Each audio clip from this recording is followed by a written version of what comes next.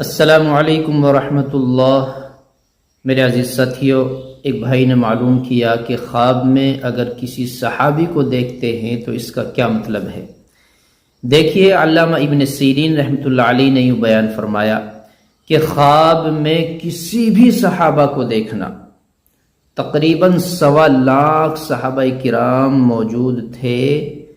اللہ کے نبی جناب محمد رسول اللہ صلی اللہ علیہ وسلم نے ارشاد فرمایا کہ اصحابی کالنجوم فبأیہم اقتدیتم اہتدیتم، کہ میرے صحابہ ستاروں کے مانند ہے، جس کی بھی اقتداء کرو گے، جس کی بھی اطاعت کرو گے، جس کی بھی تابعداری کرو گے، راستہ پا جاؤ گے۔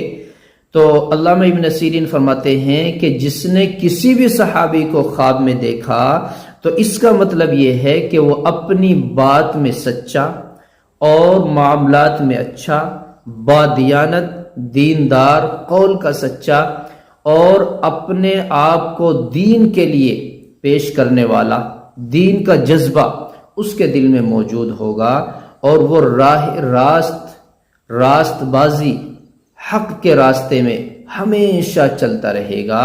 علامہ ابن سیرین رحمۃ اللہ علیہ فرماتے ہیں کہ اس کا خاتمہ ایمان پر ہوگا۔